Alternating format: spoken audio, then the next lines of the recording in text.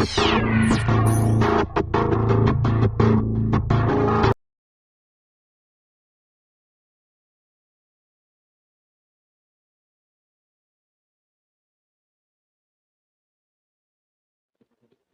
This is Veda from எக்வோ trade education. இந்த வீடியோவில் வந்து நம்ம என்ன பார்க்க போகிறோம் அப்படின்னு பார்த்தீங்கன்னா, அடுத்ததா மார்க்கெட்டில் என்ன நடக்க போகுது, ஸோ நம்ம என்ன ஒரு ட்ரேடிங் டிசிஷன் எடுக்கலாம். ஸோ ஏற்கனவே நடந்த விஷயங்கள், ஒரு சில விஷயங்களை பார்த்துட்டு அதுக்கப்புறமா நம்ம இந்த மே மந்த்தில் வந்து நம்ம என்ன ஒரு பிளான் செட் பண்ணலாம் அப்படிங்கிறத பார்ப்போம். இது வரைக்கும் நீங்கள் நம்ம சேனலை சப்ஸ்கிரைப் பண்ணலன்னா சப்ஸ்கிரைப் பண்ணிட்டு பெல் ஐகானை கிளிக் பண்ணிக்கோங்க. நாம போடுற ஒவ்வொரு வீடியோஸும் உங்களுக்கு அப்டேட் ஆகிறதுக்கு ஈஸியாக இருக்கும். வாங்க இப்போ நம்ம சப்ஜெக்டுக்குள்ள போயிடுவோம். ஸோ நிஃப்டியை பார்க்கறதுக்கு முன்னாடி முதல்ல பேங்க் நிஃப்டியை பார்த்துடலாம்.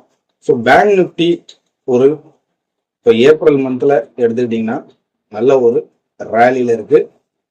பட் இதோடைய கிளைமேக்ஸ் வந்து கிட்டத்தட்ட ஒரு நெருக்கத்துக்கு வந்துடுச்சுன்னு தான் வந்து சொல்லணும். பேங்க் நிஃப்டியோடைய வெயிட்டேஜ் ஸ்டாக்ஸஸோடைய ரிசல்ட்டுமே வந்து உங்களுக்கு இப்போ கண்டினியூஸா நமக்கு சனிக்கிழமை வந்திருக்கு. அந்த விதத்துல நம்ம கோட்டக் மஹேந்திரா பேங்கோடைய ரிசல்ட்டையும் நம்ம எடுத்துக்க வேண்டியிருக்கு. அதே மாதிரி எஸ்பிஐ பேங்கோடைய ரிசல்ட்டையும் நம்ம வந்து எடுத்துக்க வேண்டியிருக்கு.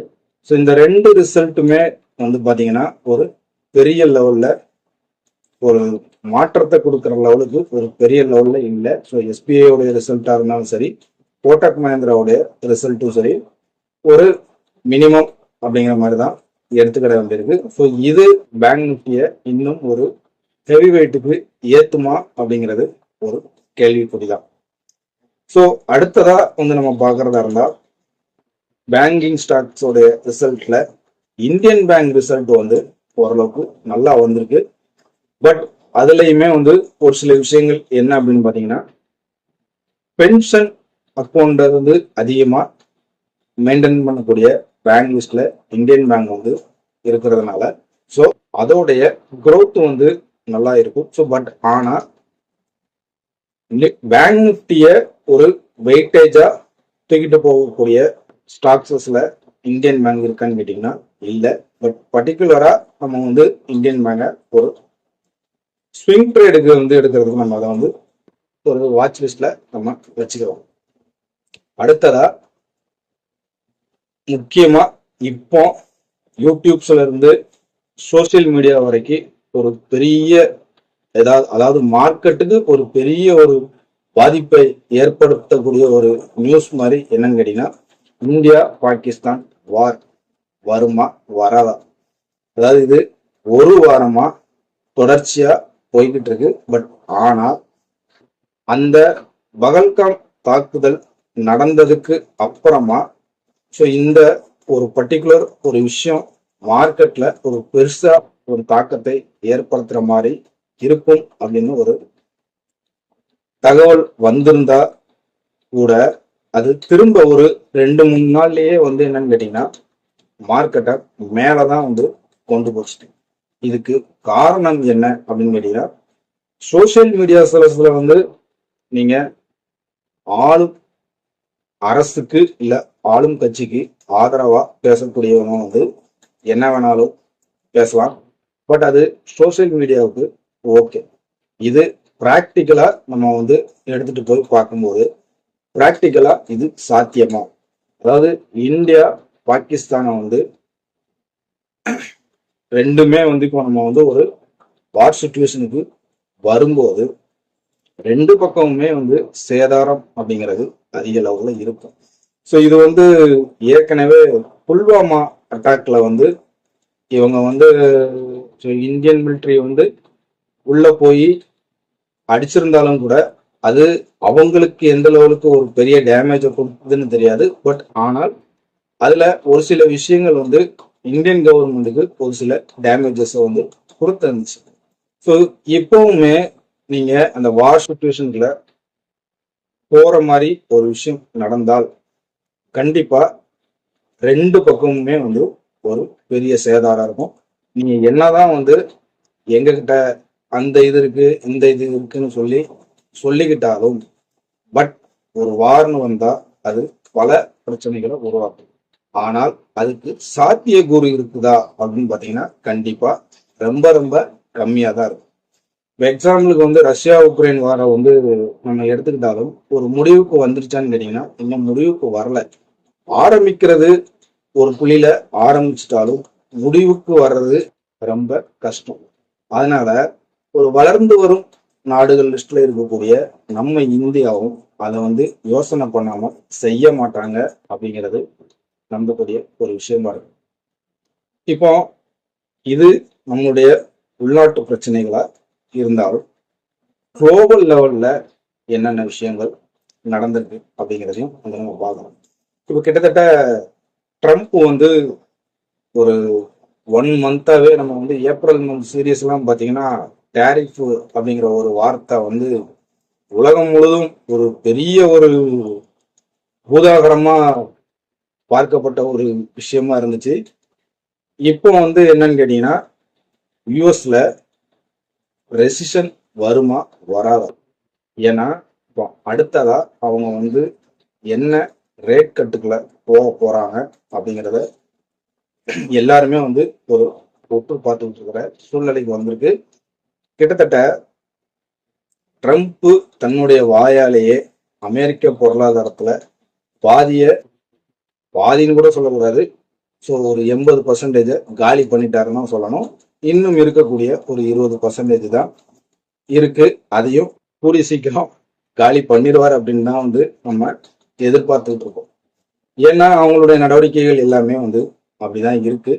ஸோ மார்க்கெட் குளோபல் லெவல்ல இப்போ எடுத்துக்கிட்டோம்னா டவ் ஜோன்ஸ் கூட வந்து லாஸ்டா வெள்ளிக்கிழமை ஒரு பாசிட்டிவ் மோடல க்ளோஸ் ஆயிருக்கு. அதுக்கு வந்து டெக்ஸ்டாக்ஸஸோடைய ஒரு இம்ப்ளிமெண்ட் வந்து யூஎஸ்ல நடந்திருக்குன்னு நம்ம எடுத்துக்கலாம். இப்போ நம்ம இந்தியாவில் இருக்கக்கூடிய செக்டார் வைசஸ்ல வந்து நம்ம லாஸ்டா வந்து பாத்தீங்கன்னா செக்டார் வைசஸ்ல இப்போ நம்ம ஃபர்ஸ்ட் வந்து பேங்கிங் செக்டாரை வந்து நம்ம பார்த்தோம். ஸோ நிப்டிக்கு ஒரு ஹெவி வெயிட்டேஜ் கொடுக்கக்கூடிய செக்டார்ஸ் வந்து banking sector, oil and case, auto, அதுக்கப்புறம் தான் வந்து மற்ற செக்டார்ஸஸ் வந்து ஒரு சப்போர்ட்டிங் இண்டெக்ஸை தான் வந்து நம்ம அதை எடுத்துக்கணும். அந்த விதத்தில் பேங்க் நிஃப்டி பார்த்துட்டோம். ஸோ பேங்க் நிஃப்டி ஒரு பெரிய ஒரு மூவ்மெண்ட்டுக்கு தயாராக இருந்த மாதிரி தெரியல. ஒரு கன்சாலிடேஷன் நடக்கிறதுக்கான வாய்ப்பு பேங்க் நிஃப்டியில் இருக்கு. 54,000 டு 56,000 அப்படிங்கிற லெவலில் அது ட்ராவல் ஆகிட்டு. இப்போ அடுத்தபடியாக ஆயில் அண்ட் கேஸில் வந்து எடுத்துக்கிட்டீங்க அப்படின்னு பார்த்தோம்னா ரிலையன்ஸ் இண்டஸ்ட்ரீஸ் வந்து லாஸ்ட் வீக் வந்து ரிசல்ட்டும் கொடுத்துருந்தாங்க.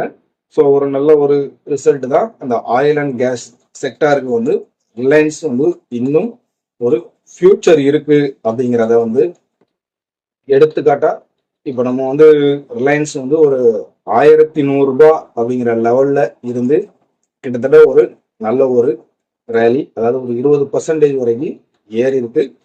நிப்டியை விட ரிலையன்ஸோடைய ஏற்றம் நல்லாவே இருக்கு. ஸோ ரிலையன்ஸ் வந்து இன்னும் ஆயில் அண்ட் கேஸ் செக்டாருக்கு ஒரு பாசிட்டிவ் தான், நம்ம அப்படிதான் பார்க்க வேண்டியிருக்கு.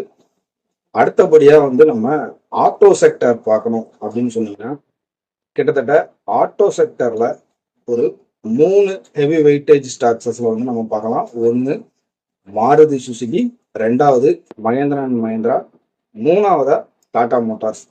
ஸோ இதுல டாடா மோட்டார்ஸை வந்து நம்ம கொஞ்சம் ஓரமா வச்சுட்டு மீதி இருக்கிற ரெண்டை பார்க்கலாம். ஏன் அப்படின்னு கேட்டீங்கன்னா டாடா மோட்டார்ஸோடைய மொமெண்டம் அப்படிங்கிறது ஒரு பெரிய லெவல் வரைக்கும் போகும், திரும்ப வந்து ஒரு டவுன்ஃபால் ஆகும், மறுபடியும் அது மெதுவா எந்திரிக்கும்.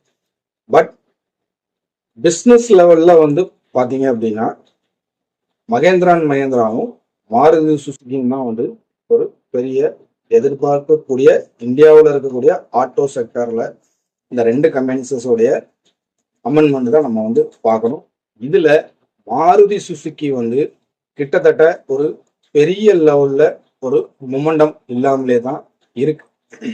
ஸோ இது 2018 இருந்தே வந்து மாருதி சுசுகி ஒரு பெரிய மொமெண்டம் இல்லை. ஸோ இப்போவுமே அவங்க கொடுத்துருக்கிற ரிப்போர்ட்ஸஸ் எல்லாமே வந்து அப்படிதான் இருக்கு. ஏன்னு கேட்டிங்கன்னா பப்ளிக் இப்போ வந்து ஒரு காரை வந்து ஒரு மினிமம் பட்ஜெட் காரை வந்து பர்ச்சேஸ் பண்றதுக்கு கூட ரொம்ப தயக்கம் காட்டுறாங்க அப்படிங்கிற மாதிரியான ரிப்போர்ட்ஸ் நிறைய வந்து அவங்க கொடுத்துருக்காங்க.